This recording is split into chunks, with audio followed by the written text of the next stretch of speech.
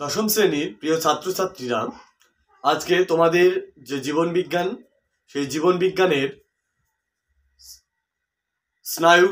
স্নায়ুকোষ বা নিউরন, তার থেকে স্নায়ুতন্তু এবং স্নায়ু গ্রন্থির মধ্যে যে রিলেশন, যে সম্পর্ক, সেই সম্পর্কটা আজকে আমরা আলোচনা করছি।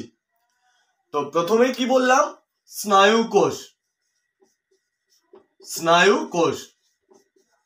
এরপরে কি?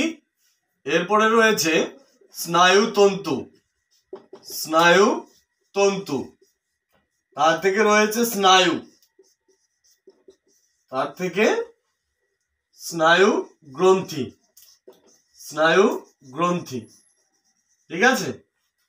তাহলে কি বললাম? স্নায়ুকোষ থেকে হচ্ছে তোমার স্নায়ুতন্তু, তারপরে হচ্ছে স্নায়ু, তারপরে হচ্ছে স্নায়ু গ্রন্থি। ঠিক আছে?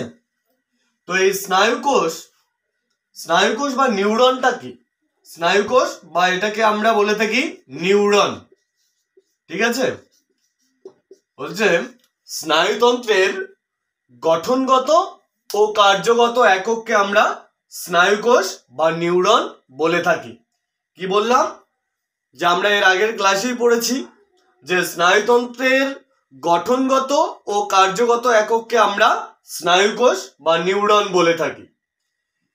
এই স্নায়ুতন্ত্র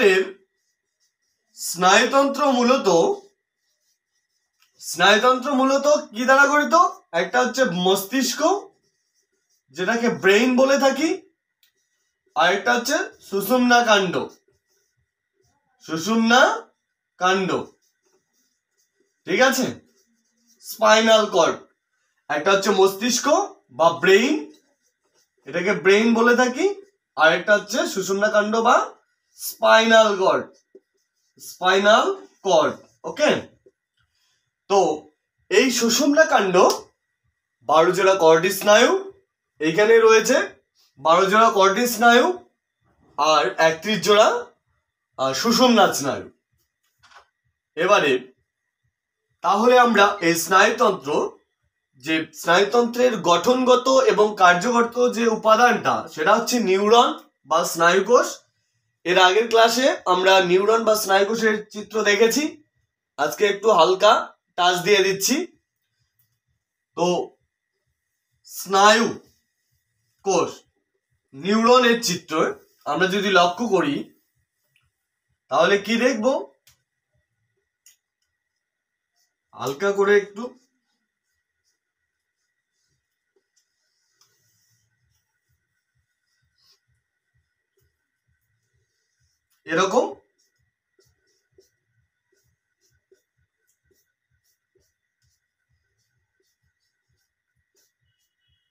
এরকম রয়েছে।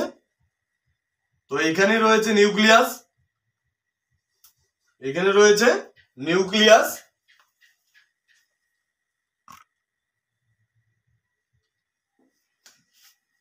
তাহলে এখানে রয়েছে নিউক্লিয়াস,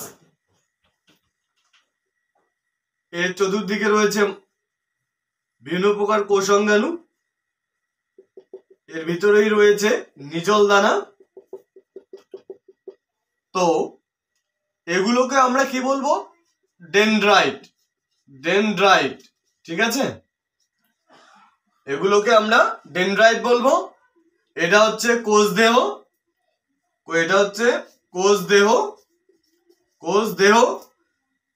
তাহলে এটা হচ্ছে অ্যাক্সন।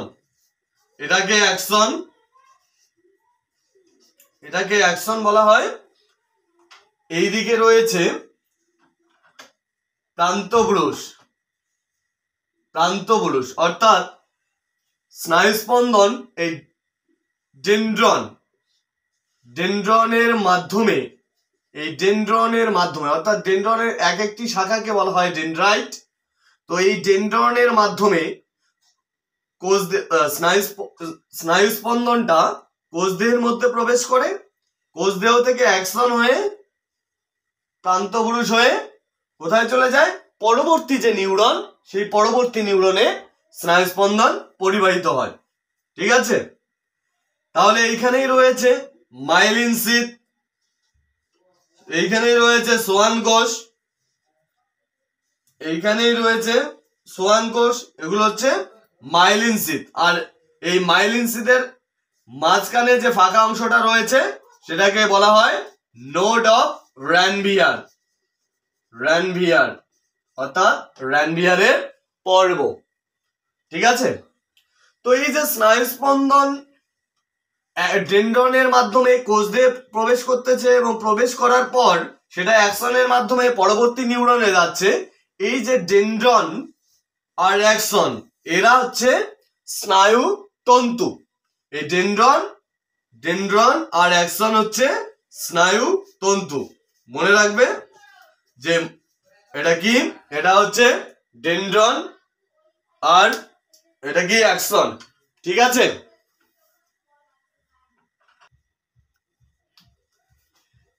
তাহলে আমরা স্নায়ু কোষ আর স্নায়ুতন্তু সম্পর্কে জানলাম। এবারে জানবো স্নায়ুর সম্পর্কে। স্নায়ু কি? স্নায়ু হচ্ছে অসংখ্য স্নায়ুতন্তু দিয়ে গঠিত, অর্থাৎ অসংখ্য স্নায়ুতন্তু এবং অ্যাকশন এরা যোগ কলা বা ফ্যাট এর আবরণ দ্বারা মানে আবৃত থাকে, তাকেই আমরা বলবো স্নায়ু। তো আমরা যদি একটা ইলেকট্রিক তারকে ধরে নেই, তো স্নায়ুগুলো কি করে অবস্থান করে?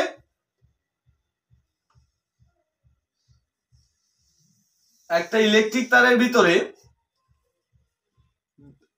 বিভিন্ন তামার তার থাকে, তো সেক্ষেত্রে আমরা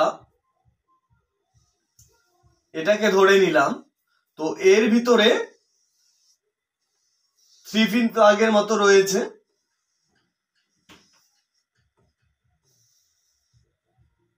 ঠিক আছে, এটা মিটিয়ে দিচ্ছি। তো এক্ষেত্রে এইখানে রয়েছে এপিনিউরিয়াম, এই যে বাইরের পর্দাটা সেটা হচ্ছে এপিনিউরিয়াম, একে আমরা বলবো এপিনিউরিয়াম, এপিনিউরিয়াম। ওকে, ভিতরে এই জায়গাটা রয়েছে পেরিনিউরিয়াম, এই জায়গাটা হচ্ছে পেরিনিউরিয়াম, এটা হচ্ছে পেরিনিউরিয়াম। বোল্ড আকারে দাগানো জায়গাটা হচ্ছে পেরিনিউরিয়াম। তাহলে এটার নাম কি? পেরিনিউরিয়াম, পেরিনিউরিয়াম। ঠিক আছে, পেরিনিউরিয়াম। এর ভিতরেই রয়েছে এন্ডোনিউরিয়াম, এই জায়গাটাতেই রয়েছে এন্ডোনিউরিয়াম, এন্ডোনিউরিয়াম। তাহলে এইখানে কি বললাম?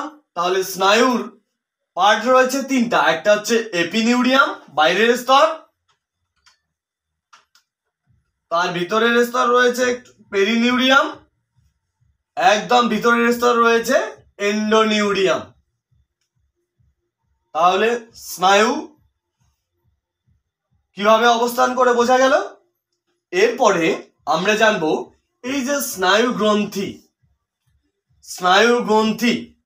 গ্রন্থিটা কি? আমরা যদি লক্ষ্য করি, এটা মিটিয়ে দিচ্ছি, আমরা যদি লক্ষ্য করি যে এরা সব অসংখ্য অ্যাকশন রয়েছে, এই অ্যাকশন কিন্তু আমাদের মস্তিষ্ক এবং সুষুম্না কাণ্ড বাদ দিয়ে সারা দেহে ছড়িয়ে ছিটিয়ে রয়েছে। এই অ্যাকশন গুলো কি করছে? কোষদেহের মধ্যে স্নায়ু স্পন্দন পরিবহন করছে। ঠিক আছে, তো কোষদেহ সাধারণত বড় হয়, তো বড় হওয়ার দরুন এই অ্যাকশন গুলো, এই কোষগুলো কি করে? এখানে জ্যাম খেয়ে যাচ্ছে। ঠিক আছে, এই অ্যাকশন গুলো এরকম হয়ে যাচ্ছে। ঠিক আছে, এখানে গিট খেয়ে যাচ্ছে, তার মানে কোষগুলো ফুলে ফেপে উঠতেছে। এই জায়গার কোষগুলো ফুলে ফেপে ওঠে। এইটাই হচ্ছে, এই জায়গাটাই স্নায়ু গ্রন্থি নামে পরিচিত। স্নায়ু গ্রন্থি নামে পরিচিত। এইখানে নিউরো সেক্রেটরি হরমোন ক্ষরিত হয়। তাও এই জায়গাটার থেকে নিউরো সেক্রেটরি হরমোন ক্ষরিত হচ্ছে, তাহলে এইদিকে স্নায়ু স্পন্দন পরিবাহিত হচ্ছে। ওকে, তো আজকে আমাদের ছিল আলোচ্য বিষয় ছিল স্নায়ুকোষ, স্নায়ুতন্তু, স্নায়ু এবং স্নায়ু গ্রন্থি। তো আজকের ক্লাস এই অবধি। তোমরা এই চ্যানেলের সঙ্গে যুক্ত থাকো, পরবর্তী ভিডিওগুলো দেখতে পাবে এবং তোমাদের কিছুটা হলেও উপকারে আসবে। Thank you.